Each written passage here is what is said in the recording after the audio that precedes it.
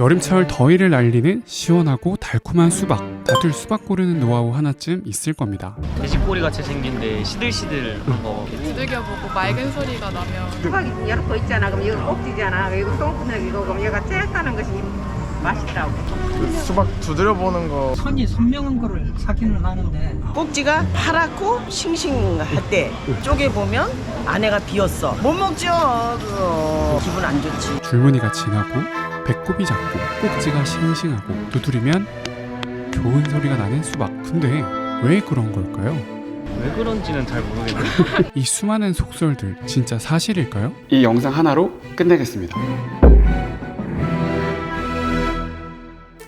사실 이런 속설들이 필요가 없던 시절도 있었습니다. 기억하실지 모르겠지만 이렇게 수박을 파시는 분들이 미리 맛을 볼 수 있도록 이렇게 해주셨던 기억이 나는데요. 요즘은 그렇게 하진 않잖아요. 대신 제가 좀 찾아봤더니 그 비파괴 당도 측정기라는 게 있더라고요. 이 수박을 뭐 절단하거나 파괴하지 않더라도 바로 이 수박의 당도가 몇 브릭스 정도 됩니다 라고 이렇게 딱 기계에 뜨더라고요. 그래가지고 이거 있으면 뭐 되겠네 싶어서 가격을 좀 찾아봤더니 저희 같은 일반인들은 도저히 살 수가 없는 금액이었습니다. 그러면은 결국은 우리는 이 수박을 겉모습만 보고 살 수밖에 없다는 거잖아요. 근데 뭐 수박이 한두 푼 하는 것도 아니고 그거 샀는데 막 싱겁고 맛이 없으면 되게 아쉽잖아요. 방법이 없을까 해서 이제 나온 것들이 여러 가지 속설인 것 같은데, 근데 이 속설들이 과학적으로 증명이 된 거냐는 거죠. 다 모아가지고 한번 검증을 해보는 수박 팩트체크.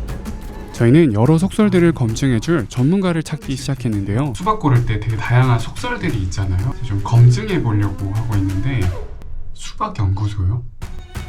수박연구소를 검색해보니 실제로 존재하는 연구기관이었습니다. 수박연구소를 알게 돼가지고 네, 감사합니다. 금방 찾아뵙겠습니다. 네. 저희는 수박연구소로 찾아가기 전 여러 장소에서 다양한 생김새의 수박을 찾았는데요.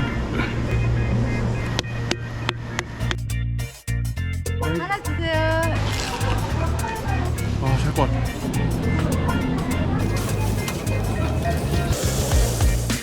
저희는 구매한 수박들을 차로 가져와 안전하게 탑승시켰습니다. 네, 저희는 지금 수박연구원에 찾아가고 있는 중인데요. 여러 가지 속설들이 있는데 정말 맛있는 수박을 고를 수 있는 건지 확실하게 한번 물어보도록 하겠습니다. 그렇게 수박연구의 산실에 도착한 저희는 수박 전문가를 만날 수 있었습니다. 먼저 가장 많이 얘기하시는 것 중에 하나였는데요. 배꼽이었습니다. 이거랑 이렇게 작은 거. 보통 보면은 여기가 이제 배꼽이라고 이제 달다 안 달다를 판단할 때 그런 기준이 되기는 사실상 어렵고요. 단지 수정 시기에 날씨가 추웠다든지 그걸 보여주는 간접적인 그런 증거로만 생각하시는 게 좋을 듯 싶습니다. 그럼 단맛이랑 상관이 없는 거예요? 예, 사실상 단맛과는 상관이 없고요. 배꼽이 큰 경우는 이제 심이 섬유질이 많은 그런 부분이 있을 수 있기 때문에 여러분들이 느끼실 때 식감과는 좀 연결이 될 수 있다고 생각이 됩니다. 네, 그럼 다음으로는 이제 꼭지로 한번 예. 가보려고 하는데요. 이렇게 T자로 된 거, 이게 예. 그렇게 비싸더라고요. 이 수박 실제로 비쌌어요. 예. 왜 비싸요 하니까 이게 T자 꼭지다. 이렇게 꼭지가 싱싱한 거. 거의 이제 꼭지가 이제 말라 비틀어지기 직전. 수박은 옛날에는 수확을 할 때 이렇게 다 T자로 이렇게 잘라서 수확을 했습니다. 그런데 그렇게 하다 보니까 농민들이 이거 하나하나를 자르려고 허리와 이제 관절과 여기저기 이제 농업인에게 부담이 되는 그런 작업이었어요. 그래서 이거를 일자로만 자르자. 그래서 지금 현재는 대부분 이렇게 일자로 이제 잘라진 것을 볼 수가 있습니다. 근데 이거와 이거의 차이가 수박에 달고 안 달고의 차이를 말하는 것은 아니고요. 이 수박을 수확한 지 오래됐다 아니면 수확한 지 얼마 안 됐다라는 그런 것을 판단하는 기준은 될 수 있을 거라고 생각이 듭니다. 신선해가지고 저걸 샀는데 오히려 더 단맛은 안 날 수도 있겠네요. 맛이 없을 수도 있는 거네요. 예, 확실히 꼭지를 가지고는 단맛을 판단할 수는 없습니다. 다음 이제 줄무늬로 한번 예. 가보도록 하겠습니다. 진한 줄무늬, 흐릿흐릿한. 뭔가 얘는 딱 봐도 좀 맛이 없어 보이잖아. 수박의 줄무늬하고 당도와의 관계는 일단은 없을 가능성이 많습니다. 정말요? 줄무늬가 옅고 진하고는 이 수박이 자랄 때 이파리에 충분히 가려져 있으면 검은색 줄무늬가 상대적으로 진해지고요. 여기가 햇빛에 노출이 좀 되면 좀 연해지는 그런 특성을 가지고 있습니다. 단지 그거를 가지고서 수박이 달다 안 달다라는 것은 판단할 수 없고요. 다만 바탕 색깔이 너무 연한 색 같은 경우는 햇빛을 너무 받아서 이 수박의 이 과육이 과숙성이 돼가지고 피수박을 나타내는 경우가 좀 덜어 있습니다. 피수박 같은 경우는 수박이 햇빛에 노출되게 되면은 이 알코올이라는 그런 물질이 나오게 돼가지고 조직을 이렇게 분해시켜 버립니다. 수박이 빨갛게 피색으로 변하고요. 먹었을 때 좀 불쾌한 그런 식감을 느끼실 수가 있기 때문에 너무 연하지 않은 색깔이면 괜찮을 것 같습니다. 네. 그럼 수박의 색깔도 단맛과 당도랑 상관이 없습니다. 다음 이제 소리. 소리. 예. 그건 의미가 있을까요? 단 수박이다, 달지 않은 수박이다를 구분할 수는 없지만 신선한 수박이다 아니면 신선하지 않은 수박이냐는 판단을 할 수가 있습니다. 여러분들이 두드릴 때 이렇게 두드리시는 것보다는 손바닥을 펼쳐서 살짝 두드렸을 때 이 수박의 탄력감이 손가락 마디에 전해졌을 때 신선한 수박이다라는 것을 판단하실 수가 있습니다. 지금 이런 수박 같은 경우는 두드렸을 때의 그 탱탱한 진동감이 손바닥으로 느껴지거든요.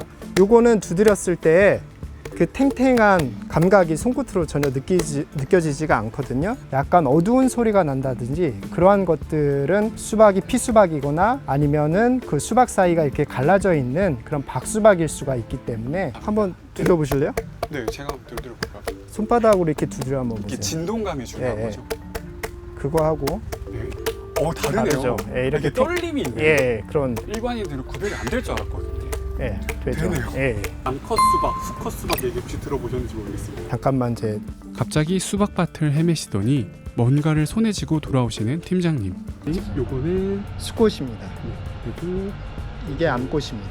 여기 수박이 있네요. 네, 조만한 수박의 모양을 보실 수 있을 겁니다. 이렇게 수박 모양처럼 생긴 이런 암꽃과 수박 모양이 없고 이렇게 꽃만 있는 수꽃 두 가지가 한 식물에 이렇게 피어 있는데요. 벌에 의해서 이 수꽃 가루가 이 암꽃에 묻으면 이 수박이 여기서 보는 것 같이 이렇게 커지는 그런 과정을 거치는데요. 여기서 보시는 것 같이 수꽃에는 여러분들이 잘 알고 있는 수박 모양이 안 보이시죠? 그렇기 때문에 이 수꽃은 전혀 수박과는 관련이 없습니다. 저희가 준비해왔던 질문들, 뭐 배꼽, 곡지, 줄무늬, 암꽃, 저기 보시면 아시겠지만 동그라미가 하나도 없어요. 예. 그동안 우리가 수박을 어떻게 고르고 있었나 이런 생각을 좀 하게 되는데 그럼 말 그대로 복글복인데요. 맛있는 수박보다는 여러분들이 고르시는 건 신선한 수박을 고르실 수가 있을 것 같은데요. 일반적으로 농업인들은 당도를 높이기 위해서 여러 가지 노력들을 많이 합니다. 영양제를 주거나 아니면은 대체적으로 수확하는 시기가 암꽃과 수꽃이 만나서 수정되고 나서 한 45일에서 50일 정도 되면은 일반적으로 이제 당도가 올라왔다고 하고서 농가들이 수확을 하는데요. 수확하기 한 일주일 전에는 대부분 농가들이 이제 물을 뗍니다. 물주기를 그만두고요. 제한된 공간 안에 물이 더 들어가지 않으니까 상당히 당도가 더 높아지겠죠.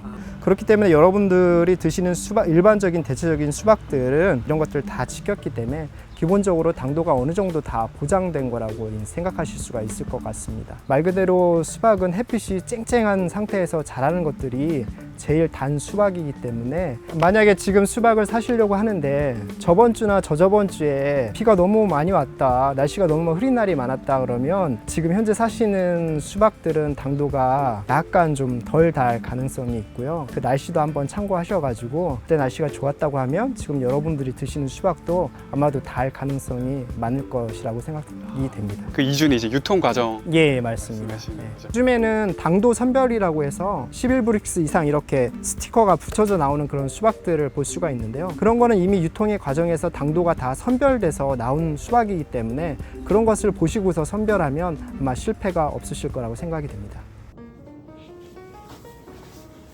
자, 팀장님께서 여러 말씀들을 좀 해주셨는데요. 일단 우리가 수박을 고를 때 여러 가지 속설들, 이런 것들은 사실 단 수박을 고르는 방법이 아니라 신선한 수박을 고르는 방법이다 라는 거를 알게 됐고요. 피수박이나 박수박 같이 좀 품질이 떨어지는 수박을 거르는 데는 이제 도움이 된다. 근데 어쨌든 이 수박이 단지 안 단지는 생긴 것만으로 판단할 수는 없다라는 게 오늘의 좀 결론이었고요. 대신 요즘 농사 공법이나 이런 것들이 굉장히 많이 발달해서 대체로 수박들이 당도가 높을 확률이 높고, 그 다음에 요즘은 그런 유통 과정에서 수박 하나하나의 당도를 측정을 해서 스티커를 붙여서 유통이 되는 경우가 많이 있다 보니까 그런 것들을 좀 활용하는 것도 방법일 수 있겠습니다. 정말 몰랐는데 신기했던 거는 이 수박이 굉장히 수분, 물을 좋아해서 이 수분을 쫙쫙 빨아들이는 그런 게 있다고 하더라고요. 사실 조금 있으면 장마 기간이잖아요. 장마 기간 이후에 이 수박을 먹게 되면 좀 당도가 떨어질까? 이런 생각도 들긴 하는데,